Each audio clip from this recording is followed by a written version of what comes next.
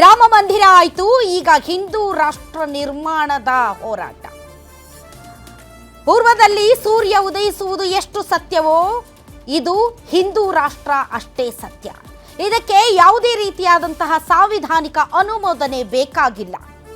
ಪ್ರಾಕೃತಿಕವಾಗಿ ನಡೆಯುವಂತಹದುಗಳಿಗೆ ಯಾವ ಸಾಂವಿಧಾನಿಕವಾದಂತಹ ಅನುಮೋದನೆ ಹೇಗೆ ಬೇಡವೋ ಹಾಗೆ ಈ ಭಾರತವೂ ಕೂಡ ಹಿಂದೂ ರಾಷ್ಟ್ರ. ಇದಕ್ಕೆ ಯಾವುದೇ ಸಾಂವಿಧಾನಿಕ ಅನುಮೋದನೆ ಬೇಡ ಅಂತ RSS ಮುಖ್ಯಸ್ಥರಾದಂತಹ ಮೋಹನ್ ಭಾಗವತ್ ಅವರು ಹಿಂದೂ ರಾಷ್ಟ್ರ ವಿಚಾರವನ್ನು ಮತ್ತೆ ಮುನ್ನೆಲೆಗೆ ತಂದಿದ್ದಾರೆ.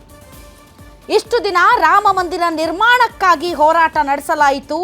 ಈಗ ರಾಮ ಮಂದಿರದ ಮೇಲೆ ನಿರ್ಮಾಣವಾದ ನಂತರ ಧ್ವಜವನ್ನ ಹಾರಿಸಿ ಕಾರ್ಯವನ್ನ ಪೂರ್ತಿಗೊಳಿಸಲಾಗಿದೆ. ಈಗೇನಿದ್ರೂ ಕೂಡ ಹಿಂದೂ ರಾಷ್ಟ್ರ ನಿರ್ಮಾಣ.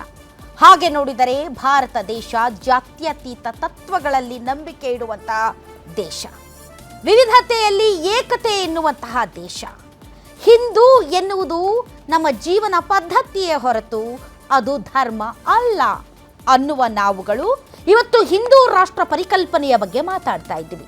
ಹಾಗಾದರೆ ದೇಶವೇ ಇಲ್ಲದ, ಯಾವುದೇ ಪರಿಕಲ್ಪನೆ ಇಲ್ಲದ ಪಾಕಿಸ್ತಾನ ಒಂದು ಮುಸ್ಲಿಂ ದೇಶವಾಯಿತು. ಆದರೆ ಹಿಂದೂಗಳಾದಂತಹ ನಾವು ಯಾವುದೇ ಧರ್ಮವಿಲ್ಲದ ರಾಷ್ಟ್ರಗಳಾದ್ವಿ. ಇದು ನಮ್ಮ ದೌರ್ಭಾಗ್ಯ ಅಂತ ಕೆಲವರು ಹೇಳ್ತಾರೆ. ಸುಮಾರು 85% ಹಿಂದೂಗಳಿರುವಂತಹ ರಾಷ್ಟ್ರ ಯಾಕೆ ಹಿಂದೂ ರಾಷ್ಟ್ರ ಆಗಬಾರದು?